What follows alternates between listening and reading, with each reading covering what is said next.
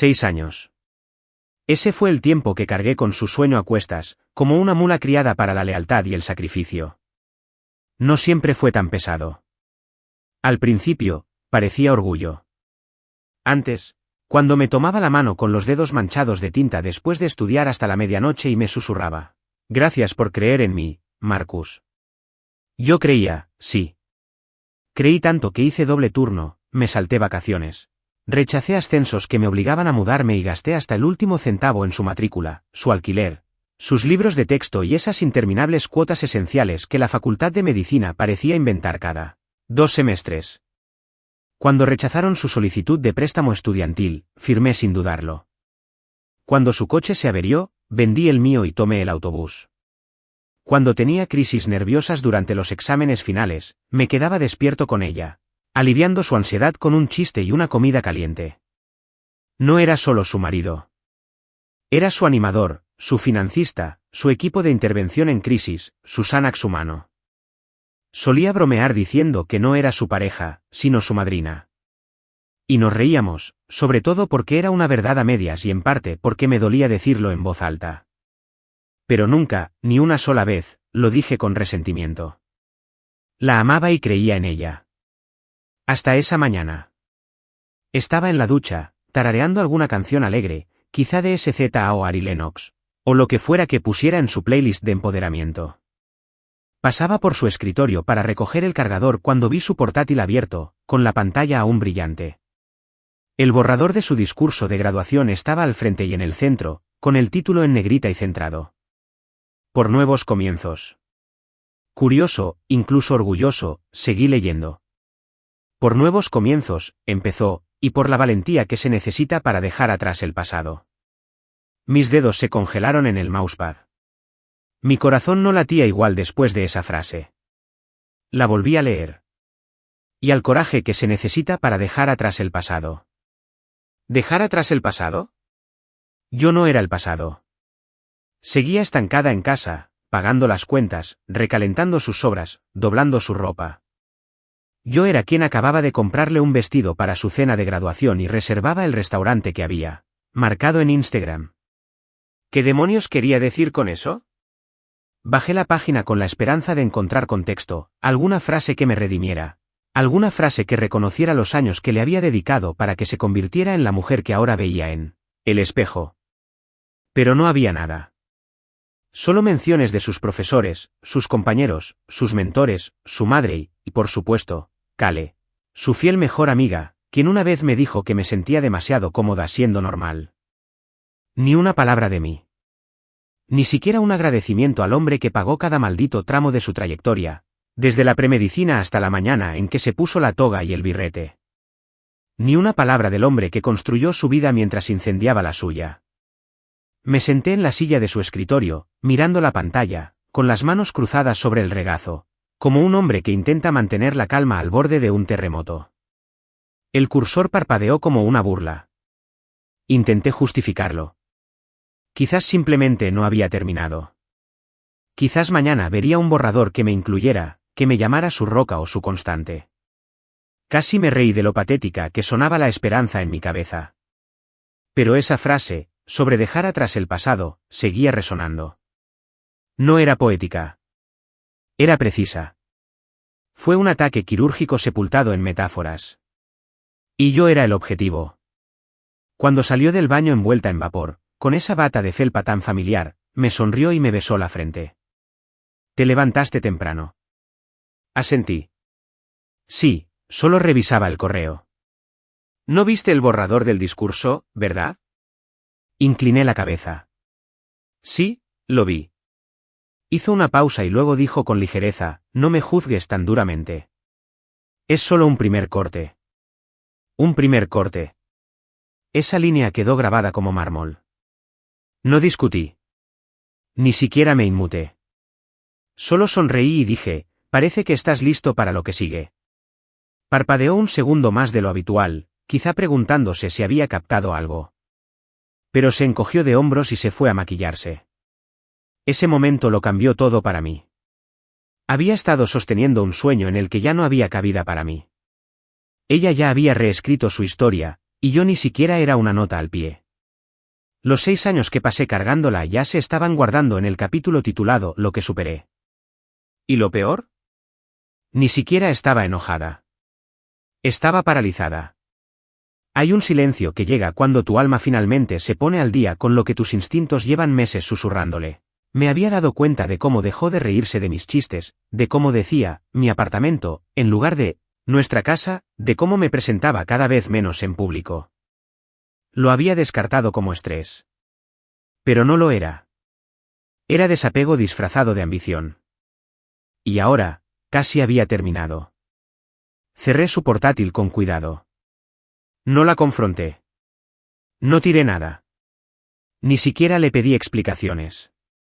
Porque en ese momento, me di cuenta de algo más importante que cualquier respuesta que pudiera darme. Me había vuelto invisible para la persona por la que lo había dado todo. Esa mañana, mientras pasaba junto a mí con su maquillaje perfecto y sus sueños ya proyectando una sombra sobre los míos, me hice una promesa silenciosa. Ella cree que está empezando de cero. Yo también.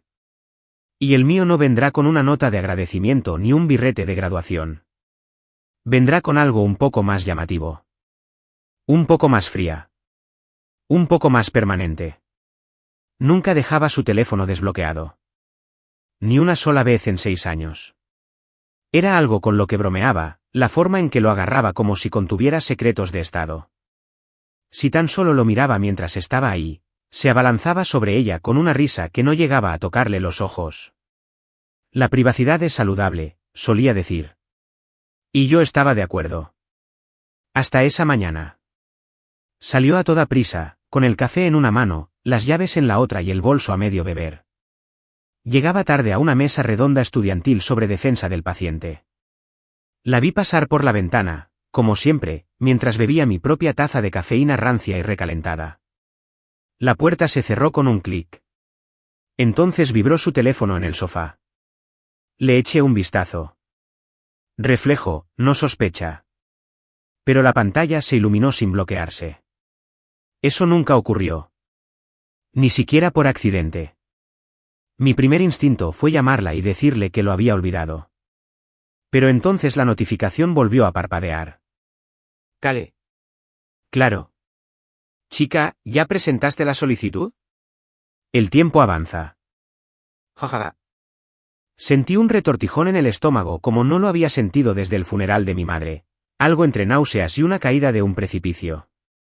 Recibí otro mensaje antes de poder procesar el primero. La foto se verá rara si esperas hasta después de la ceremonia. No quiero que salga en todas tus fotos de graduación. Jaja. Me quedé mirando la pantalla, como si la incredulidad pudiera deshacer lo que acababa de leer. Entonces apareció la daga. Sigues sin tener ni idea, ¿verdad? Pero me alegra lo útil que ha sido. Deja que esa tinta se seque, hermana. Plomo. ¿Eso? Tint. Sec. Fue como leer mi propio obituario en tiempo real, enviado por mensaje de texto y envuelto en emojis. Al principio no me desplacé. No podía. Me quedé allí sentado, con el teléfono en la mano, el corazón latiéndome con fuerza en las costillas como una sirena de alarma. La habitación quedó en silencio a mi alrededor, salvo por la sangre que me subía a los oídos. Cuando por fin abrí el hilo, vi meses de mensajes. Ocultos a simple vista. Planes. Risas. Quejas. Estrategia. Todo se desdobla en crueldad casual entre dos mujeres que se suponía que me amarían, una como mi esposa, la otra como una amiga de confianza. Marcus es como la rueda de entrenamiento perfecta. Sólido hasta que estés listo para montar de verdad. La meta era la facultad de medicina, no el matrimonio. Es dulce, pero no está hecho para donde voy. Eso me destrozó. No porque fuera duro, sino porque era exactamente como había empezado a tratarme el año pasado. Como si fuera una reliquia de su antigua vida. El hombre que pagaba las clases, llenaba la nevera, se quedaba despierto para hacerle preguntas con fichas, pero no encajaba en la versión refinada de su futuro. ¿El Marcus con el que construyó? Ese tipo no dio la talla. No lloré.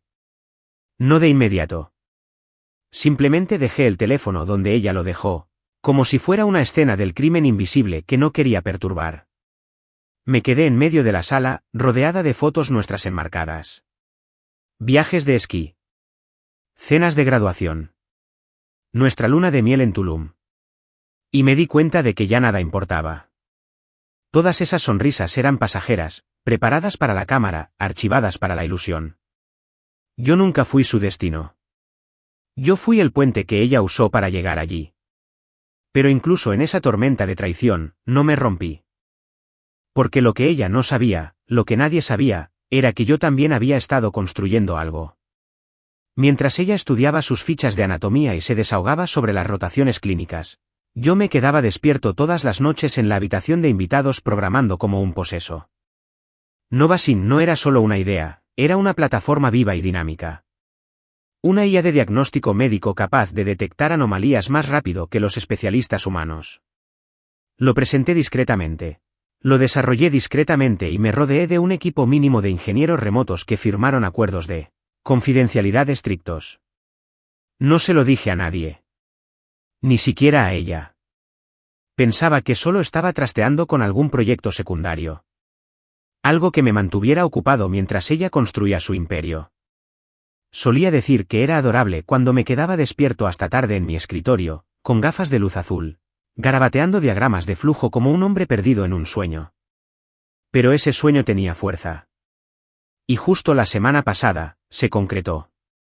Medaxis, una de las empresas de tecnología médica de más rápido crecimiento del país, adquirió Novasin en una operación discreta y clandestina. $500 millones. Cerrado. Bloqueado. Ejecutado. Insistí en un acuerdo de confidencialidad de una semana antes de que hicieran el anuncio. A mi abogado, Raimón, le pareció extraño. ¿No quieres que se hable de ello? ¿De la prensa? ¿De qué sirve hablar públicamente si te quedas callado? Negué con la cabeza y dije, dame una semana. Necesitaba estar limpio. Arqueó una ceja, pero no insistió. Raimón me conocía desde hacía una década. Sabía cuando algo personal se escondía en la sombra. ¿Y esto? Esto era personal. No me aferraba a esa información solo por dramatismo. La sostenía como una espada, esperando el momento oportuno para desenvainarla. Ella creía que estaba calculando todo a la perfección. Espera hasta la graduación. Sonríe a las cámaras. Completa el papeleo. Me iría con la ilusión de una superioridad moral. Y, supuso, con la mitad de lo poco que me quedaba. Pero no sabía que esa pequeña cosa acababa de cambiar mi vida. No sabía que se estaba divorciando de un medio millonario. Y debido al acuerdo de confidencialidad, no tendría ningún derecho legal sobre el documento. La tinta no se secaría a tiempo. Volví a sentarme, mirando la pared como si albergara respuestas que aún no había encontrado. Me dolía el corazón, no solo por la traición, sino por la inquietante calma que me invadía. Era como llorar a alguien que aún vivía, alguien que te dio un beso de despedida esa mañana, pero te enterró en su mente meses atrás. No tenía ni idea de la tormenta en la que acababa de meterse. Pero no iba a gritar. No iba a enfurecerme. Iba a esperar. Y cuando la tinta se secara, tal como ella había planeado, yo estaría allí. No como el marido destrozado que creía haber dejado atrás, sino como el hombre que nunca vio venir. Lo curioso del éxito es lo silencioso que puede ser cuando uno lo desea. Mientras ella se sumergía en rotaciones hospitalarias y grupos de estudio nocturnos, yo me sumergía en el código. No solo en líneas de código, sino en arquitectura, escalabilidad y preparación para el futuro. Novosync no se diseñó para estar de moda. Se diseñó para ser vital. Surgió como una idea durante una de sus crisis. Había llegado a casa de un turno clínico furiosa por el tiempo que un paciente tenía que esperar para recibir los resultados. Es arcaico, murmuró. Somos médicos, no adivinos. No deberíamos estar especulando sobre los retrasos. Ella se estaba desahogando, pero mi mente ya había empezado a encajar. Empecé a investigar aplicaciones y diagnósticos de IA esa misma noche. 2 meses después, tenía un prototipo funcional que podía escanear las constantes vitales y los grupos de síntomas para generar Análisis predictivos. No era perfecto, pero era mejor que el caos y los retrasos que usaban los hospitales. Lo probé con nombres falsos. Realicé simulaciones e incluso lo presenté discretamente a un pequeño hospital de Oregón que creía estar probando la versión beta de una herramienta de investigación universitaria. Su tasa de éxito aumentó un 9% en un trimestre. Eso fue suficiente.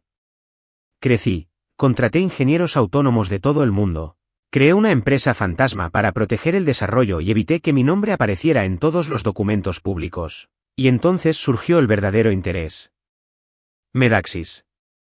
Llevaban meses observando el mercado, comprando plataformas más pequeñas e integrándolas en su ecosistema más amplio. Pero Novasync era diferente. Nuestro motor era más limpio, nuestra tasa de predicción más rápida y nuestra interfaz, a años luz de la vanguardia. Ni siquiera tuve que perseguirlos. Uno de sus vicepresidentes me contactó directamente por mensaje seguro en un foro de desarrolladores. ¿Está Marcus Bland dispuesto a hablar de adquisiciones? Sí. Con cautela. 3 reuniones después, estaba sentado en una sala de conferencias en un ático de Chicago con su equipo ejecutivo, incluyendo a su incisiva directora ejecutiva, Anna Raleigh. Me miró por encima de sus gafas y me dijo, ¿por qué tanto silencio? Es un trabajo brillante. Estás sentado sobre algo enorme. ¿Por qué no lo has hecho público? Di un sorbo a mi agua. ¡Qué oportuno! Raymond, sentado a mi lado, me miró de reojo, pero no dijo nada. Anna se inclinó hacia adelante, visiblemente divertida. ¿Y qué espera exactamente, señor Bland? La miré a los ojos y sonreí. Temporada de graduaciones. Se rió. Qué enigmático. No di más detalles. El acuerdo tardó 3 semanas más en concretarse. Los abogados redactaron contratos densos como ladrillos. Los analistas ejecutaron modelos de valoración. Medaxis incluyó opciones, participación en las ganancias, una cláusula de rescisión total y un rol de asesor por un año. Negocié un silencio informativo de una semana después de que se secara la tinta. Sin prensa. Sin filtraciones.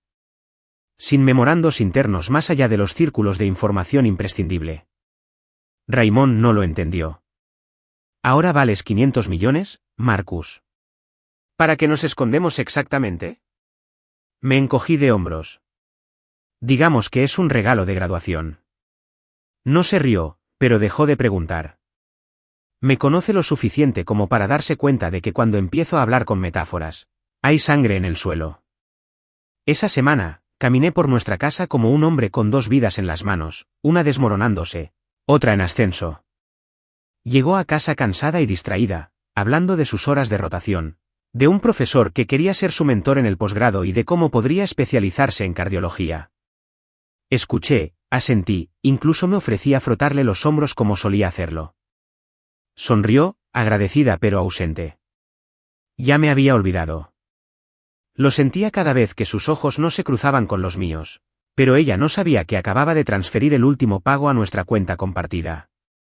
6 años de deuda, desaparecieron. La cuenta que ella consideraba modesta ahora tenía $380,000 adicionales. Mi regalo de despedida. Quería que pensara que había ganado, que aún tenía el control financiero bajo sus pies. Seguí interpretando mi papel. Un esposo comprensivo. Marcus, el confiable. El hombre con el que podía contar hasta que dejara atrás el pasado. No estaba enojada. Ya no. Hay una calma que llega cuando sabes cómo termina la historia y todos los demás siguen lidiando con el segundo acto. Una noche, me quedé despierto hasta tarde, revisando la infraestructura de Novasync. Era como vigilar a un niño que había criado sin que nadie más me viera. Código limpio, seguridad robusta, algoritmos propietarios, todo funcionaba como un ser vivo. Nunca me había preguntado nada al respecto. Nunca me había mirado por encima del hombro ni me había preguntado por mis trasnochadas en la recepción. Quizás no le importó. O quizás no creía que yo tuviera nada que valiera la pena. Se equivocaba. La mañana antes de su graduación, se levantó temprano, se rizó el pelo y ensayó su discurso frente al espejo. La observé por la rendija de la puerta. Se veía hermosa, segura de sí misma, lista para conquistar el mundo. Y, sin embargo, no pude evitar sentirme como si estuviera mirando a una desconocida vistiendo la piel de mi esposa.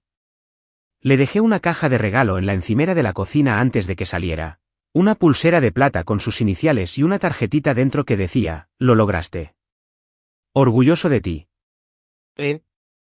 Me envió un emoji de corazón una hora después.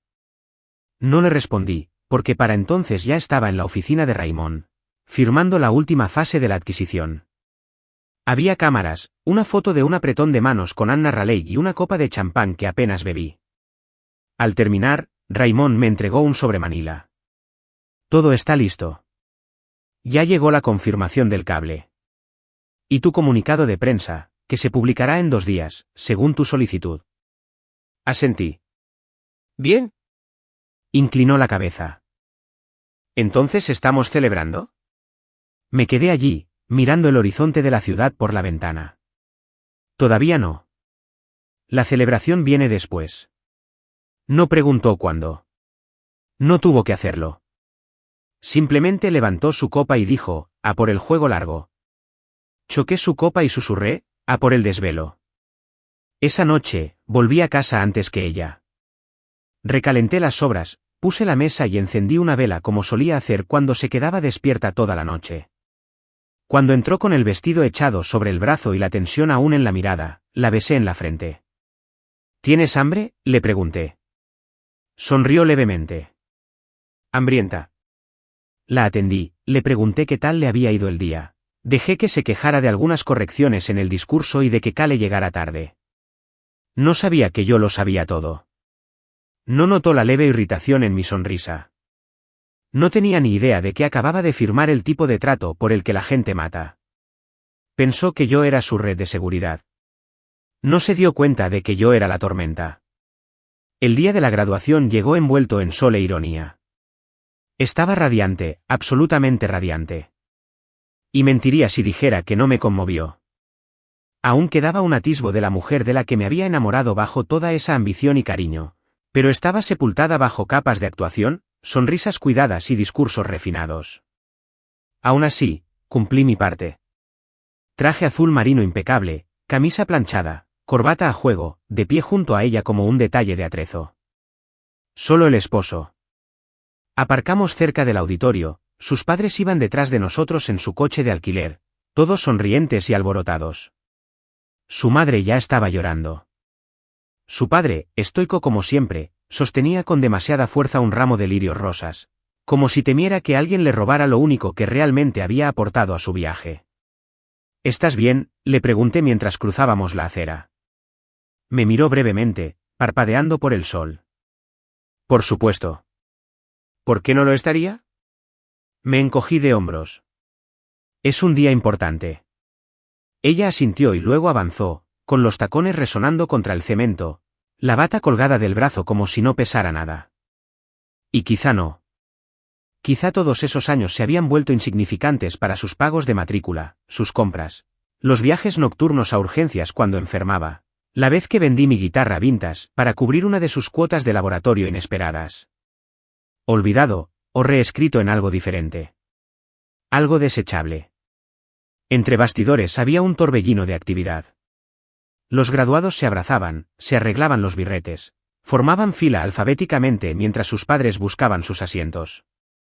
Me quedé a un lado, pegado a una pared, intentando no estorbar. Algunos de sus compañeros pasaron, saludando con la cabeza cortésmente o mirándolos de reojo, como quien no reconoce del todo, pero asume que debe pertenecer a la comunidad. Me vio a pocos metros y gritó, «Marcus, ¿me pasas la carpeta?» Se la tendí. La tomó sin mirarme. Luego, volviéndose hacia la mujer que estaba a su lado, dijo, «Oh, soy Marcus. Solo mi esposo». ¿Solo? Esa palabra no era nueva, pero escucharla así, sin más, como si la hubieran lanzado como una explicación de un bolso extraviado, me impactó más de lo que esperaba. No es mi pareja. No es mi mayor apoyo. Ni siquiera el hombre que hizo esto posible. Solo mi esposo. Me sentí como si fuera un ruido de fondo en mi propia inversión. Sonreí de todos modos. Un placer conocerte, dijeron sus compañeros. Tú también, respondí. Luego me aparté, dejándola adueñarse del espacio. Eso era lo que ella quería, ¿verdad? Brillar sin mi sombra cerca de su foco. La observé posar para fotos, ajustarse la banda, revisar su maquillaje en el reflejo de su teléfono. Sus ojos recorrieron la multitud en busca de Kale, y cuando por fin la vio, se iluminó. Se abrazaron como hermanas. Kale le guiñó un ojo. No necesitaba oír lo que decían, ya había leído suficiente. Pero verlo en vivo, ese guiño, esa sonrisita pícara, me revolvió el estómago. Miré a Kale a los ojos por un instante. Su sonrisa se desvaneció. Bien. La ceremonia comenzó con la pompa habitual y la inspiración forzada. El decano no paró de hablar sobre la perseverancia, la dedicación y el triunfo del espíritu humano. Aplaudí cuando todos aplaudieron, aplaudí cuando dijeron sus nombres. Cuando le tocó cruzar el escenario, me puse de pie. No por obligación, sino para cerrar el tema. La vi aceptar su diploma con una sonrisa radiante. La vi apretar la mano del administrador como si este fuera el comienzo de su imperio. Y tal vez lo era. Solo que no era el que creía controlar. Los aplausos cesaron, la última oradora tomó el micrófono, y entonces llegó su momento. Subió al podio como si le perteneciera. Segura de sí misma. Serena. Hermosa, con esa actitud triunfadora que exigía admiración. Ya sabía lo que venía. Había leído el discurso. Aún así, una parte de mí esperaba que lo hubiera cambiado. Que tal vez algo en su corazón se hubiera ablandado desde entonces. No. Por nuevos comienzos, empezó, sonriendo al mar de gorras y familias, y al coraje que se necesita para dejar atrás el pasado. Ahí estaba. Palabra por palabra. Sin reconocimiento. Ni siquiera una mirada en mi dirección. Habló de mentores, de estudiar hasta altas horas de la noche en bibliotecas, de cómo la familia que eligió la mantuvo cuerda. Le dio las gracias a Kale por su nombre. Saludó con un gesto a sus profesores, a su madre por creer siempre en ella y a todos los que vieron mi futuro incluso cuando yo misma no podía verlo. Ni una sola sílaba sobre mí. Me quedé sentado durante el resto del discurso como un fantasma en mi propia vida. Aturdido. Aplaudiendo porque era más fácil que marcharme. Sentía el calor en el pecho, la decepción latente bajo la quietud. Pero no la dejé salir a la superficie. Seguí sonriendo. Después, empezó la locura fotográfica. Las familias llenaron el césped, tomándose selfies y lanzando gorras al aire. Su padre insistió en una docena de variaciones. Solo ella. Solo las chicas. Una con su mamá. Una con toda la tribu. Finalmente, se volvió hacia mí. Marcus, ¿puedes llevar a uno de nosotros? No, ¿puedes estar en uno? Solo llévalo. Asentí. Tomé el teléfono. Capturé el momento. Gracias, dijo distraídamente, ya revisando los ángulos. Luego, casi como si se le hubiera ocurrido, se deslizó a mi lado y dijo, bueno, una foto rápida con mi esposo. La sonrisa que ofreció a la cámara fue impecable, profesional, distante, ensayada. Clic. Esa era la foto que probablemente usaría, y la publicaría con algún texto sobre apoyo y trabajo en equipo, lo justo para proteger su imagen.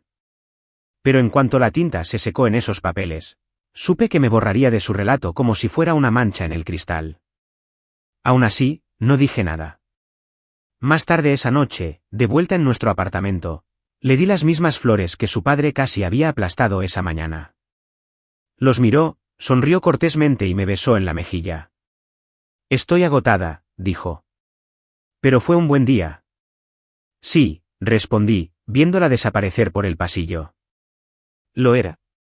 En cierto modo, de verdad. Porque mientras celebraba su título, sus fotos, su discurso perfecto, de lo que no se daba cuenta era de esto. La verdadera graduación no fue la suya. Fue la mía. Ocurrió exactamente una semana después, como un reloj. La casa estaba en silencio. El suave sol de la mañana del martes se filtraba por las persianas, y el olor a café flotaba en la cocina. Había preparado el desayuno. Incluso su favorito. Huevos revueltos suaves, tostadas con miel y rodajas de papaya que, según juraba, le ayudaban a digerir. Comía con el móvil, sin apenas hacerme caso, salvo algún que otro asentimiento. La observé por encima del borde de mi taza. Había algo quirúrgico en su silencio, como si se estuviera preparando para infligir una dosis de dolor ya medida. Cuando por fin habló, su tono fue clínico, sus palabras planas. Marcus, dijo ella, sin levantar la vista. He pensado mucho en esto. Es hora de que nos separemos. Ni siquiera usó la palabra divorcio. Bajé mi taza con cuidado. Nos separamos. Metió la mano en su bolso y sacó un sobremanila delgado, deslizándolo sobre la mesa como si fuera un recibo. Te lo pondré fácil. Solo firma. No hay necesidad de drama. No la toqué. La miré. La observé con atención. La misma mujer que se quedaba dormida a media frase en el sofá, con fichas de anatomía en el regazo. La misma mujer que recogía de las consultas a medianoche, medio congelada y agotada, agarrando bolsas de comida rápida y murmurando sobre radiografías de tórax. Ahora, ella estaba sentada frente a mí, tranquila, ensayada, distante, como si yo fuera un cliente con el que había terminado de trabajar. Abrí el sobre lentamente, desdoblé los papeles. Estaba todo allí. Escrito con precisión, detallado, sin emociones. Quería la mitad. La mitad de todo. El apartamento. El coche. Los muebles. Y, por supuesto, el negocio. Incluyó a Novasin como propiedad conyugal, estimando su valor en unos modestos $80,000, asumiendo claramente que se trataba de un proyecto tecnológico peculiar, sin mayor trascendencia. Y entonces llegó la parte atrevida. Manutención conyugal. Pagos mensuales. ¿Justificación? Sacrificio profesional durante la formación médica. Afirmó que había postergado la posibilidad de ingresos por el bien de nuestro hogar. Que merecía una compensación continua por los años que la había mantenido. Me quedé mirando sus palabras. No me enojé. Me impresionó. Fue audaz. Eficiente. Fría. No se inmutó mientras leía. Ella solo dio un sorbo a su café y dijo, es normal. Ya he contratado a un abogado. Doblé los papeles, los volví a meter en el sobre y los golpeé suavemente con los dedos. ¿Estás seguro de que esto es lo que quieres? Me miró como si le estuviera preguntando una tontería. Es lo mejor. Asentí. Bien, entonces dame unos días para responder formalmente. Eso la sorprendió. Esperaba resistencia. Una pelea. Quizás incluso una súplica. Había construido esta versión de mí en su cabeza. Pasivo. Dependiente. Demasiado blando para dejarlo ir. El mismo hombre que la animó durante la carrera de medicina, le compró la compra y le dobló el uniforme. No se dio cuenta de que, mientras planeaba su escape, yo ya había abierto la puerta. Se levantó, cogió su plato, lo enjuagó y cerró el grifo como si lo hubiera hecho 1000 veces. Como si fuera un martes cualquiera. Me besó en la mejilla. Gracias por el desayuno. Luego salió por la puerta con su bata blanca sobre el brazo y el estetoscopio colgando del cuello como una medalla de victoria. Me quedé en la cocina, sosteniendo el sobre como si fuera a disolverse si lo apretaba con demasiada fuerza. Hace 3 meses, llegó a casa llorando porque un paciente falleció inesperadamente. La abracé durante 1 hora en el suelo del baño mientras sollozaba en mi pecho. Me dijo que yo era su refugio. Ahora era un obstáculo. Me senté en mi escritorio y llamé a Raymond. Es hora de ir. ¿Te atendieron? Sí. Se rió con amargura. No tiene ni idea, ¿verdad? Ninguna. Pusimos en marcha el proyecto. Él ya tenía todo preparado, declaraciones financieras, documentación de propiedad, sellos de tiempo digitales, historial de contratos. Teníamos registros impecables de cuando se fundó Novasin, la constitución original de la LLC y la transferencia de los derechos de propiedad intelectual.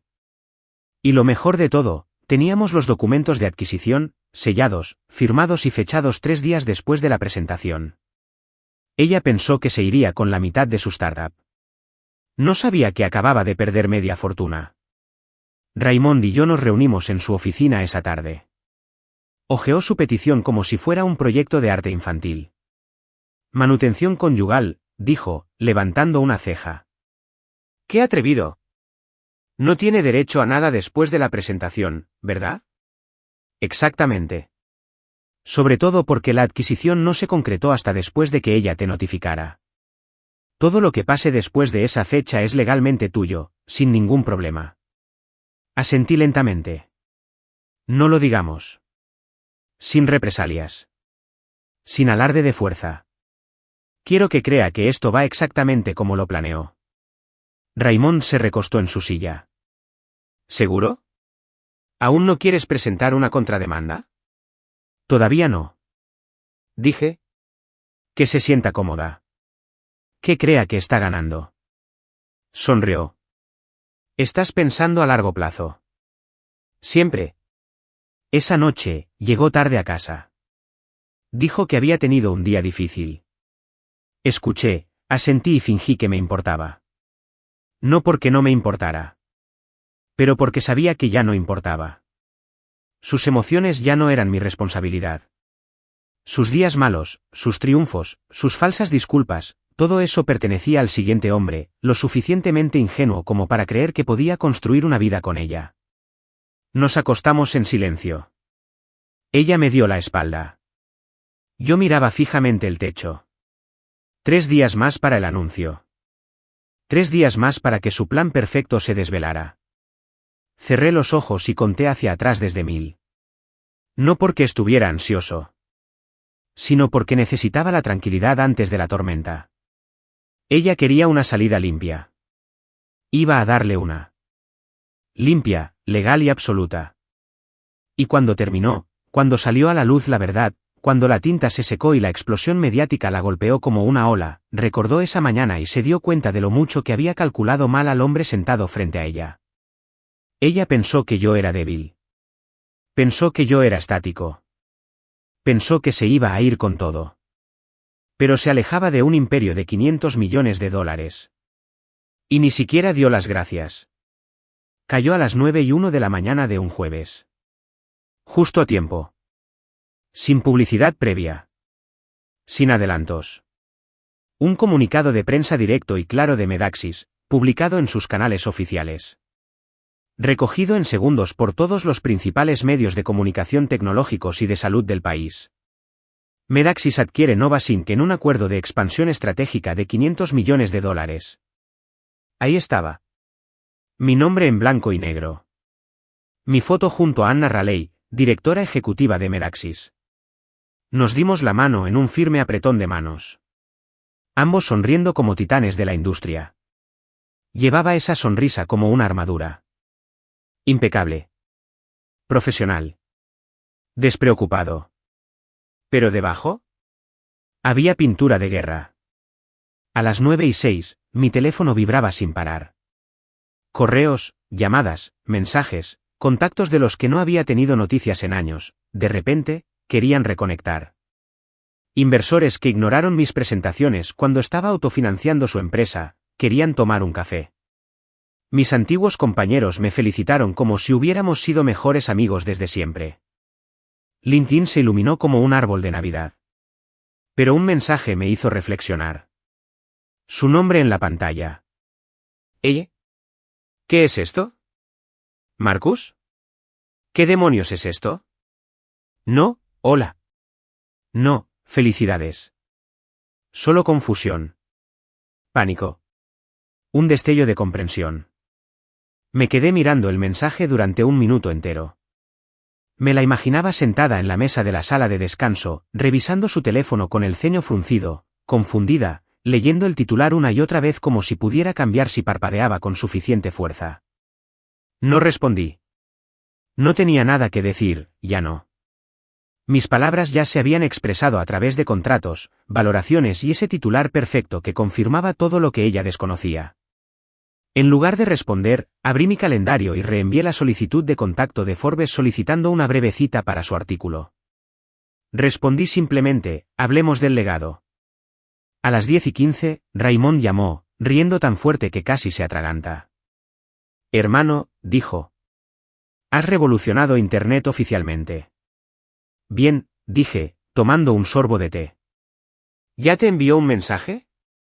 Claro. Te llamará después. Y luego quizá llore. Entonces aparece. No podrá pasar a Amaris. Volvió a reír, esta vez más tiempo. Recuérdame que nunca te moleste. Al mediodía, llamó 4 veces. Amaris, mi asistente, tenía instrucciones estrictas: bloquear, registrar y remitir a legal. Nada más. Pero justo después de comer, oí su voz. No en persona. No directamente. Por teléfono, en el pasillo de mi oficina. Ese tipo de llanto susurrante que se volvía agudo. Amaris había salido a almorzar y una de las becarias la había abierto sin darse cuenta de quién era. Me quedé de pie tras la puerta de cristal, escuchando. Cale. Lo juro por Dios. No lo sabía. Ella estaba diciendo. No dijo ni una palabra. Ni una sola palabra.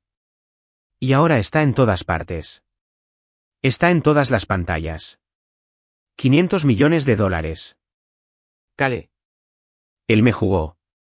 ¿Jugó contigo? No. Jugué el juego que tú empezaste. Acabo de terminarlo mejor. Se le quebró la voz. ¿Por qué no esperé? ¿Por qué no? Dios. Presenté la solicitud demasiado pronto. Y ahí estaba. El momento en que entendí. No solo pidió el divorcio. Se deshizo de su herencia. Giré el pomo de la puerta y salí. Sus ojos se clavaron en los míos. Rojos, hinchados, con el rímel deslizándose ligeramente. Todavía hermosa, todavía serena, pero esta vez, la máscara tenía grietas. Marcus, suspiró. Por favor, ¿podemos hablar? Incliné la cabeza. Creo que tu documentación lo decía todo. Ella dio un paso adelante. No lo sabía. Juro que no lo sabía. Si lo hubiera hecho, si lo hubieras hecho. Interrumpí. Si hubieras sabido que estaba a punto de hacerme rico, ¿te habrías quedado? Hizo una pausa. Solo un instante. Esa fue toda la respuesta que necesitaba. Hice un gesto hacia el ascensor. Tienes que irte. Marcus, espera. Cometí un error. No. Hizo un plan. Simplemente no revisó el cronograma. Parpadeó rápidamente, conteniendo la respiración. Tenía miedo, ¿vale?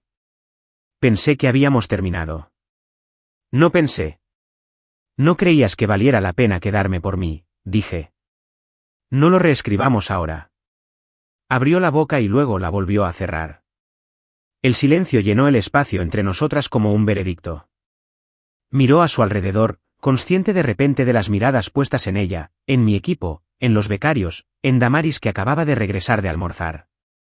La gente fingía no mirar, pero sí miraba. Se ajustó la chaqueta. ¿Podemos al menos hablar más tarde?, preguntó en voz baja. Negué con la cabeza. De ahora en adelante, si quieres hablar, habla con Raymond.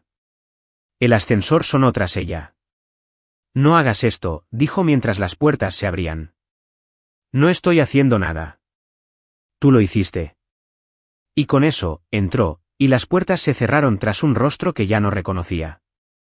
Esa noche, me quedé sola en casa. Sin música, sin ruido. Solo yo, una botella de whisky y el televisor en silencio mientras los presentadores de noticias comentaban mi adquisición. Debería haberme sentido como una victoria. Quizás, en cierto modo, así fue. Pero sobre todo, se sentía silencio. No tristeza. No alegría. Solo el sonido del final de un capítulo. Tomé el teléfono y revisé mis correos. Docenas de invitaciones para conferencias, solicitudes de prensa, ofertas para la junta directiva. Pero los pasé por alto todos hasta llegar al último mensaje reenviado del equipo de Raymond. Su abogado. Asunto, petición revisada. Nuevo lenguaje. Afirmaciones de activos ocultos. Intentos de reclasificar Novasin como propiedad intelectual conyugal. Casi me reí. Fue tan desesperado. Tan torpe. Finalmente se dio cuenta de lo que había dejado atrás. Y ahora intentaba volver a entrar por una ventana legal, ya sellada. Raymond ya había presentado la refutación.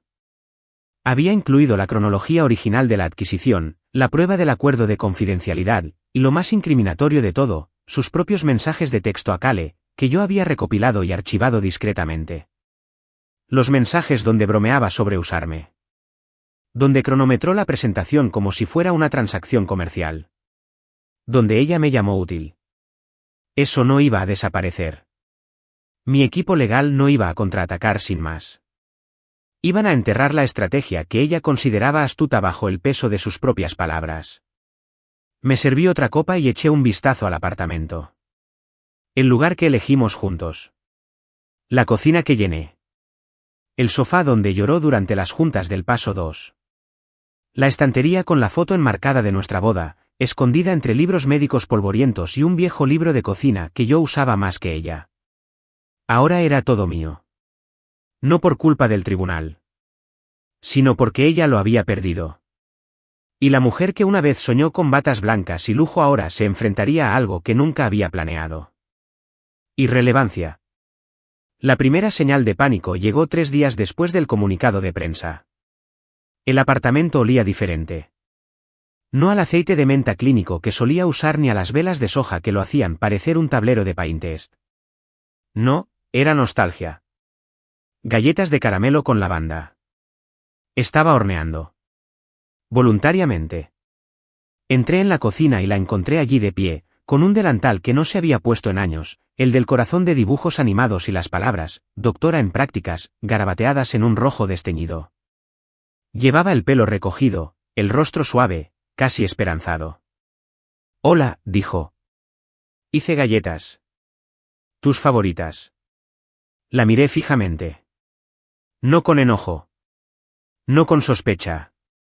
Solo con la calma y la indiferencia de quien ve la repetición de un programa que ya ha superado. Gracias, dije.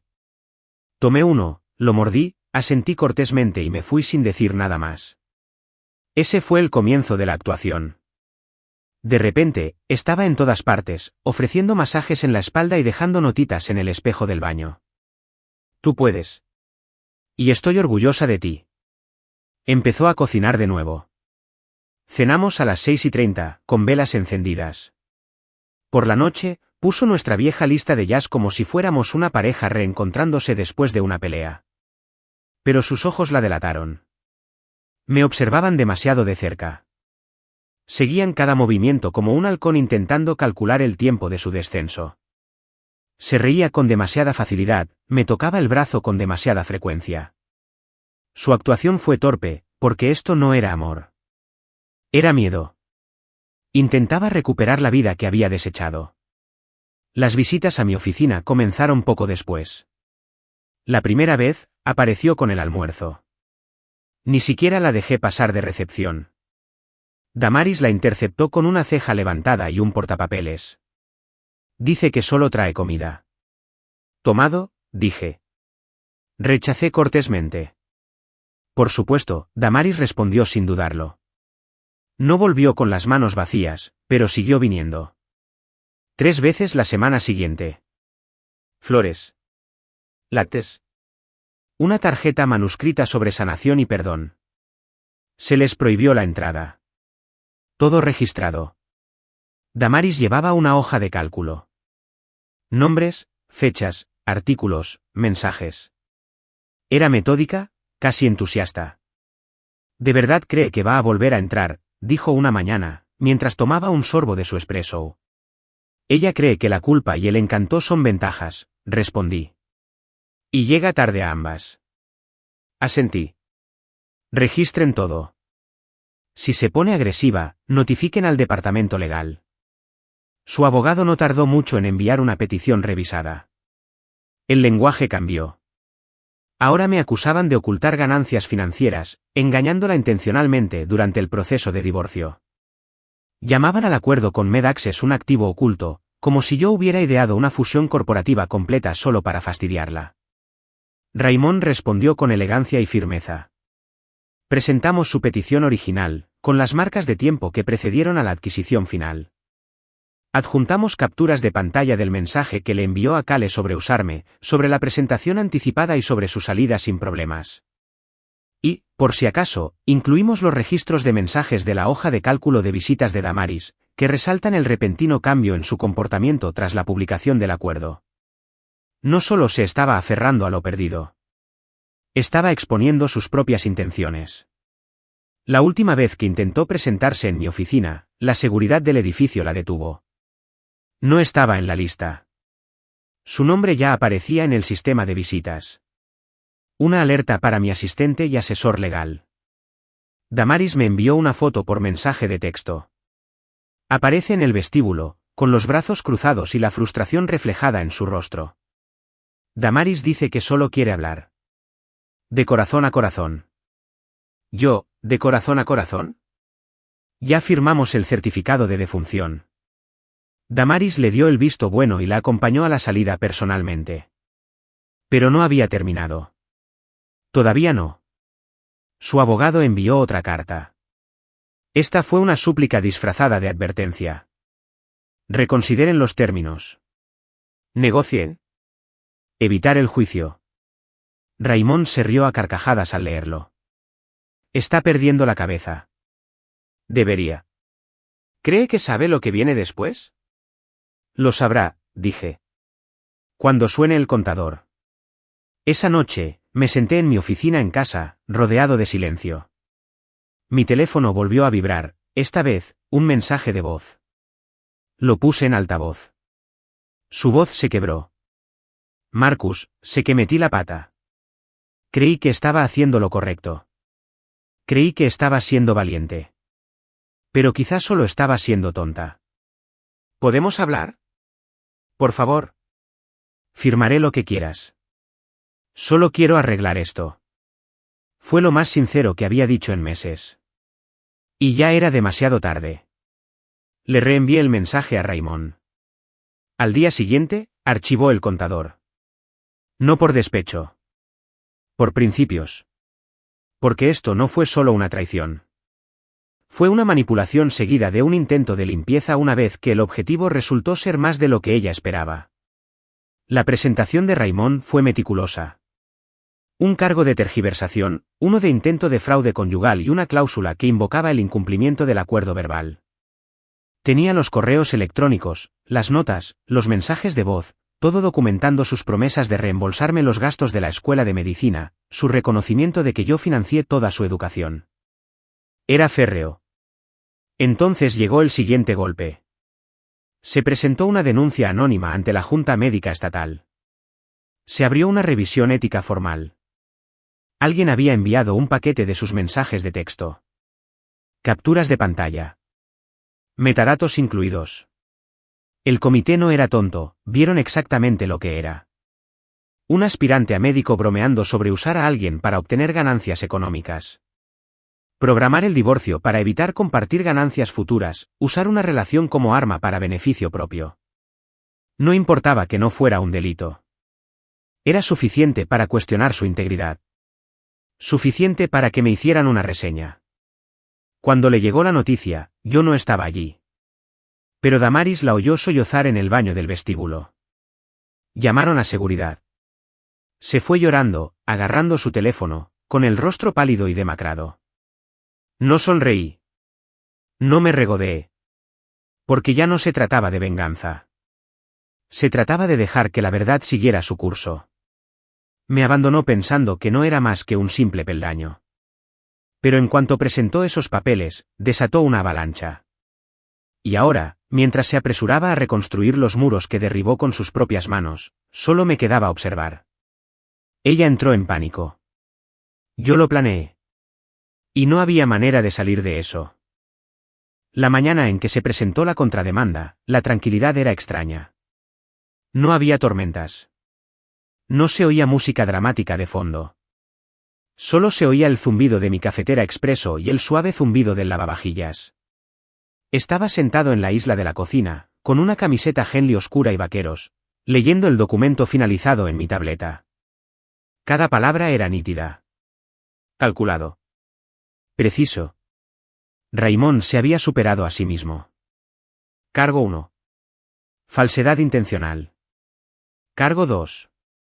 Intento de fraude conyugal. Cargo 3. Incumplimiento de contrato verbal. Ese último. Era personal. Era el correo electrónico que ella nunca pensó que guardaba, enviado desde su cuenta de estudiante en segundo año de medicina. El asunto era informal. Mi promesa, no dejes que lo olvide.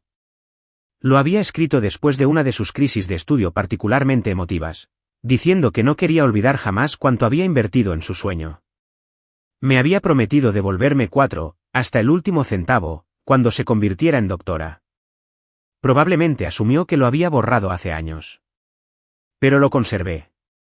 Igual que había guardado todos los recibos de transferencia, todos los extractos de préstamos, todos los pagos de tarjetas de crédito relacionados con su educación. No porque pensara que los necesitaría, sino porque cuando le das todo a alguien, quieres recordar el costo. Raymond también había adjuntado una hoja de cálculo detallada de lo que había pagado a lo largo de los años. Matrícula, $312,000 de alquiler, servicios públicos, libros de texto, $48,000 de viajes, comestibles, gastos varios, $20,000 en total.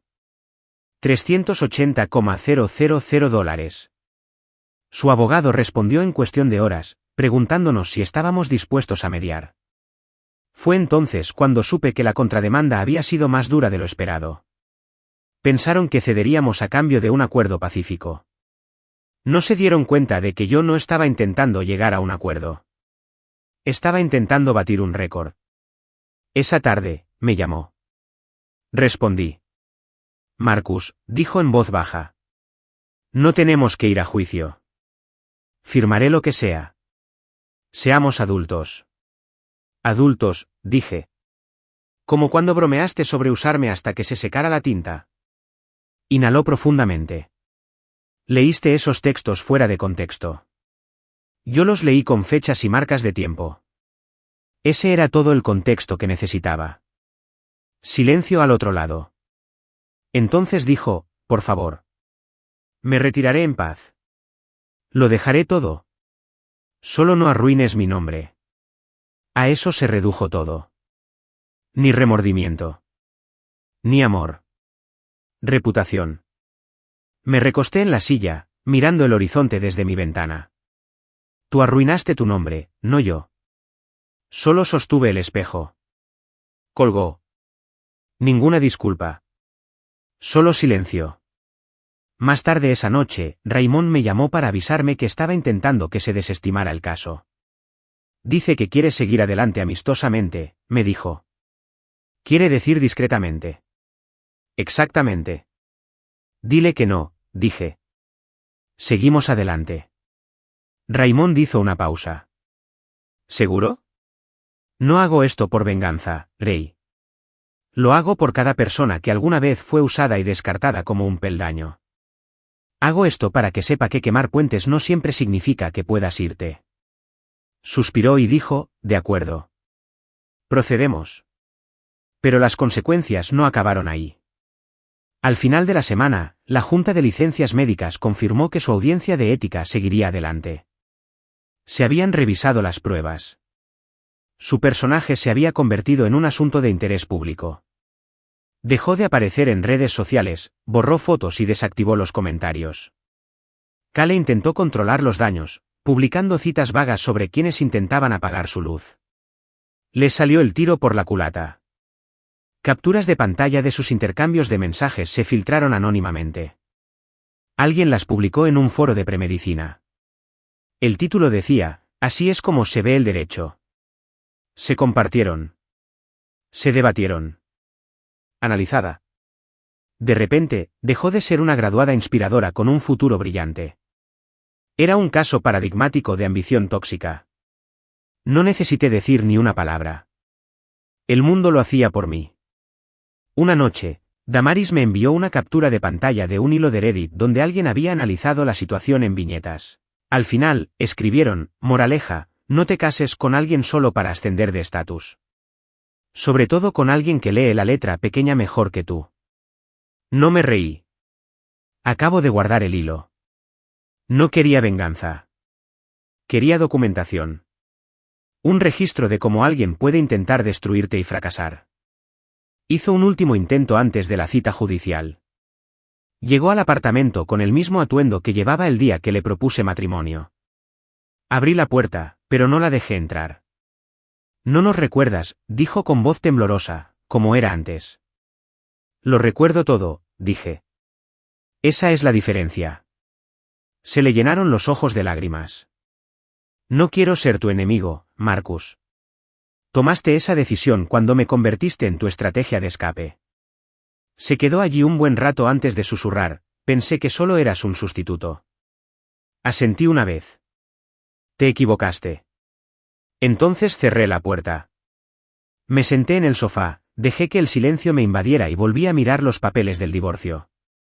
El original, la versión revisada, la contrademanda. Todo presentado como capítulos de un libro que no pedí escribir. Ella intentó seguirle el juego. Pero yo diseñé las reglas. Los tribunales no están hechos para el encierro. Están hechos para la contención. De emociones, de ruido, de desorden. Huelen a papel viejo y aire reciclado. Las sillas nunca son del todo cómodas. Los relojes marcan más fuerte de lo debido. Y cuando la persona que una vez te robó el corazón entra con Blazer, probablemente lo eligió para darte lástima. No duele tanto como pensabas. Eso lo aclara todo. Llegó 2 minutos tarde, flanqueada por su abogado, con el pelo recogido en suaves rizos como si fuera a suavizar su caso. Su expresión era tensa, una mezcla de nervios y derecho. La vi recorrer la sala con la mirada, dudar al verme y luego apartar la mirada como si yo fuera quien nos había roto. Todavía no había comprendido la diferencia entre irse y perder. Su abogado, Richard Kane, era refinado. Traje caro, andar seguro, el tipo de hombre especializado en cambiar las narrativas. Se puso de pie cuando entró el juez, con las manos bien juntas y un tono sereno. Su señoría, empezó, este caso se trata de transparencia. Mi clienta, la doctora Alana Rhodes, se casó con confianza. Apoyó a su esposo en su trayectoria empresarial, sin percatarse de los importantes avances financieros que él le ocultaba. Argumentamos que esto fue intencional. Estratégico. Un intento de privarla de bienes conyugales justos. Ni me inmuté. No parpadeé. Simplemente miré al juez, luego a Raymond, que permanecía tranquilo a mi lado, la viva imagen de la precisión serena. Raymond dio un paso al frente. Su señoría, mi cliente, el señor Marcus Bland, recibió los papeles del divorcio el 3 de abril. La adquisición de Medaxis se formalizó el 6 de abril. La MDA y los documentos internos que acreditan el cronograma se incluyen en el anexo A. Además, se incluyen mensajes de texto entre la doctora Rhodes y su amiga. La prueba B muestra que preparó un archivo con antelación para mantener las fotos limpias y dejar que la tinta se secara antes de que saliera a la luz pública. El juez, un hombre mayor de ojos cansados y con fama de no tolerar el drama, se ajustó las gafas y hojeó las pruebas. No se apresuró. Cada segundo se sentía como un martillo golpeando la cáscara de la historia que había intentado construir. Richard intentó recuperarse. Estos textos son informales, fuera de contexto. Su señoría, interrumpió Raymond, están fechados y con fecha, y corroborados por la secuencia de los hechos. El juez miró a Lana. ¿Solicitó el divorcio creyendo que la empresa del señor Bland era de escaso valor? Tragó saliva. En ese momento, sí. ¿Sabías del posible acuerdo con Medaxis? Ella dudó. No, Raymond se aclaró la garganta. Su señoría, con su permiso, quisiéramos llamar a la señora Anna Raleigh a declarar. Las puertas se abrieron y Anna entró como una fuerza de la naturaleza. Elegante, aguda y sensata. directora ejecutiva de Medaxis, y posiblemente una de las figuras más respetadas de la industria, tomó la palabra. Señora Raleigh, Raymond comenzó. ¿Cuándo comenzaron las conversaciones con el señor Bland sobre Novasync? El 9 de febrero, dijo sin pestañear. Nuestro equipo legal se puso en contacto con ella gracias a una recomendación interna. ¿Y cuándo se cerró el acuerdo? El 6 de abril. ¿Hubo algún indicio durante las primeras conversaciones de que el señor Bland estuviera en proceso de divorcio? No, respondió ella. El asunto se planteó solo después de que se hiciera pública la solicitud. Pero nuestro acuerdo de confidencialidad era anterior a eso. ¿Alguna vez te tergiversó el valor o el estatus de la empresa? Ni una sola vez. De hecho, era inusualmente reservado. Cauteloso, incluso. Raymond asintió y se dirigió al juez. Su señoría, el testimonio confirma que la adquisición no existía como bien jurídico al momento de la solicitud de divorcio. Por lo tanto, la afirmación de los demandantes de poseer la adquisición es inválida. El juez asintió lentamente, tomando notas. Entonces llegó el golpe final. Raymond sacó el correo electrónico. Asunto, mi promesa, no me dejes olvidarlo, lo leyó completo en voz alta. Sus palabras, su reconocimiento, su promesa de devolverme hasta el último centavo de los $380.000 que había invertido en su educación. Richard protestó. Ese motivo, no contractual. Raymond mostró una copia de su firma en un mensaje de seguimiento. A continuación, se presentó una propuesta de plan de pagos por escrito. Fechado. Reconocido. Nunca retractado. La sala del tribunal quedó en silencio. El juez levantó la vista, se inclinó hacia adelante y pronunció las palabras que había esperado oír durante 6 meses. Se deniega la manutención conyugal. Se deniega la reclamación sobre la valoración de Novasync. Se le otorga al señor Bland un reembolso de $380.000 en apoyo educativo. Su rostro se quebró. No fue solo conmoción. Fue darse cuenta de que no solo había perdido el caso. Había perdido la historia. Los murmullos se extendieron por la sala. Algunos periodistas, en la trastienda, empezaron a escribir a toda velocidad. Esto iba a filtrarse. Aunque el expediente estuviera sellado temporalmente, alguien hablaría. Richard se inclinó hacia ella, susurrando algo urgente. Ella negó con la cabeza. Sus hombros se hundieron. Y por primera vez, parecía pequeña. No porque fuera débil. Pero porque la imagen que había construido finalmente se hizo añicos bajo el peso de sus decisiones. El juez golpeó con el mazo. Se levanta la sesión. Me puse de pie, me abroché el blazer y no miré atrás. Al pasar junto a ella, me miró con los ojos rojos pero secos. Abrió la boca como si quisiera decir algo. No me detuve. No hablé. No me regodeé. Porque la victoria no necesita monólogo. Afuera del juzgado, el aire se sentía diferente. Más ligero. Raymond me dio una palmada en la espalda. Menuda victoria. Nunca se trató de ganar, dije. Se trataba de la verdad. Bueno, la verdad acaba de darte justicia y $380.000. Exhalé lenta y profundamente. Nunca volverá a ser la misma, dijo Raymond. Ya no lo era, respondí. Caminamos hacia el coche en silencio. Y cuando cerré la puerta tras de mí, no sentí alivio. Sentí un fin. Esto no era solo el fin de un matrimonio. Fue el entierro de una versión de mí que alguna vez creyó que el amor significaba sacrificio incondicional. Ahora lo sabía mejor. El amor verdadero, no exige tu silencio a cambio del ascenso de alguien más. Y cuando alguien te trata como un capítulo, no esperas la siguiente página. Cierras el libro. Pasó un mes. En silencio, sin dramas, sin fuegos artificiales. Sin mensajes nuevos. Sin llamadas. Ninguna aparición sorpresa en mi oficina. Desapareció de mi vida de la misma manera que intentó borrarme de la suya. Quirúrgica. Deliberado. Limpio. Excepto que esta vez, el silencio no me correspondía. Era suyo. Entonces, una mañana, llegó un sobre. Sin franqueo. Entregado en mano. Color crema, con mi nombre escrito con una cursiva tan cuidada que no había visto desde nuestro primer aniversario. Lo miré un rato, no por duda, sino por reconocerlo. Algunas cosas, algunas personas, envolvían su culpa en elegancia. Lo abrí. Dentro había un cheque. Pago parcial. $75,000. Y una sola nota, escrita en el mismo tipo de papel que usó para las tarjetas de agradecimiento de la Facultad de Medicina. Nunca pensé que serías tú quien ganaría. Me equivoqué. Sin disculpas. Sin explicación. Solo 7 palabras impregnadas de derrota.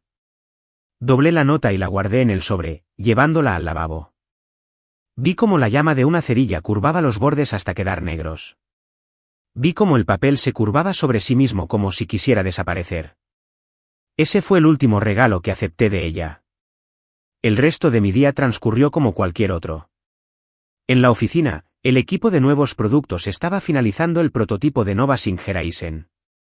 Una unidad de diagnóstico portátil que podría implementarse en clínicas rurales, con latencia de señal cero. Había contratado a 10 ingenieros en las últimas 3 semanas. El área de desarrollo rebosaba energía. Pizarras llenas de bocetos, fragmentos de código y cronogramas. Personas que resolvían problemas porque creían en la misión, no porque intentaran demostrarle algo a alguien más. En un rincón de mi oficina había un estante con un marco de fotos. No era de ella. De mí. Sentado en una mesa de comedor agrietada, programando a medianoche bajo una bombilla parpadeante. Lo había tomado durante los primeros días de Nova Sync, cuando solo éramos yo, cafeína y una idea que no podía quitarme de la cabeza. Guardé esa foto para recordarme. No la construí por venganza. La construí porque me negué a ser pequeño. Esa tarde, participé en un panel sobre escalamiento estratégico en una conferencia de innovación en el centro. Vestía un blazer gris oscuro, sin corbata, con el cuello abierto, seguro de mí mismo pero con los pies en la tierra. Al entrar al backstage, alguien del equipo del evento me entregó una tarjeta. Dejó esto en la entrada. La chica dijo vacilante, dijo que lo entenderías. Lo tomé, entre curioso y exhausto. Lo abrí. Vi la invitación del panel. Quería estar allí. Pero no pude. Lo siento. Lo partí por la mitad y lo tiré a la basura. No puedes presenciar el éxito que intentas sabotear. El panel salió bien. Hablé sobre la escalabilidad, la presión de los inversores, la fatiga de los fundadores y la importancia de construir no solo para encajar en el mercado, sino también para encajar con el espíritu de la empresa. El público se acercó y tomó notas. Hice buenas preguntas. Después, una joven fundadora se acercó a mí. ¿Cómo supiste que funcionaría?, me preguntó. Sonreí. No lo hice. Solo sabía que no podía dejar que la visión limitada de otra persona me atrapara. Ella asintió lentamente, inspirada. Me alejé sabiendo que me había convertido en el hombre que soñaba ser cuando dormía sobre mi potencial. Esa noche, en casa, me quedé solo en la cocina, removiendo una olla de guiso de lentejas rojas que había perfeccionado durante sus rotaciones de tercer año. En aquel entonces, lo hice para ella. Esta noche, lo hice para mí. La diferencia sabía a paz. Llevé mi tazón al balcón, miré el horizonte y dejé que la ciudad vibrara a mi alrededor. No hubo aplausos. Ni el eco de pasos por el pasillo. Solo mi respiración, firme y fuerte. Mi teléfono vibró. Raimón, revisa tu bandeja de entrada, dijo. Aceptaron tu presentación en TEDx. Sonreí. ¿Cuál es el tema? Recuperar el poder. Naciste para esto. Asentí y colgué. Más tarde, abrí una carpeta en mi portátil titulada Futuro. Dentro había borradores, ideas, bocetos para un fondo de mentoría, algo que había estado pensando en lanzar. Una forma de apoyar a quienes, como yo, lo habían construido todo. Aunque se lo ignoraba, tal vez lo llamaría el fondo del constructor invisible. No se trataba de caridad. Se trataba de reconocimiento. De asegurar que nadie tuviera que demostrar su valía en silencio nunca más. Una semana después de recibir el cheque, recibí una solicitud de LinkedIn suya. Sin mensaje. Sin nota. Lo rechacé sin dudarlo. Ella se había graduado. Pero yo había evolucionado. Dio un discurso sobre dejar atrás el pasado. Pero yo convertí ese pasado en capital. En propiedad. En algo que no se podía recortar de una foto ni ocultar en una petición revisada. Ella jugó a lo corto. Yo construí un legado. En algún lugar. Probablemente intentaba reconstruir su imagen. Rezaba para que la junta médica aprobara su revisión ética. Quizás tuviera suerte. Quizás no. Pero, en cualquier caso, su futuro llevaría la mancha de un plan fallido y el nombre del hombre que se negó a ser borrado. En cuanto a mí, no necesitaba un cierre. No necesitaba una reivindicación. Ya había recibido el único regalo de graduación que realmente deseaba. Libertad. ¿Y la vista desde este lado de la paz? Valió cada factura que pagué.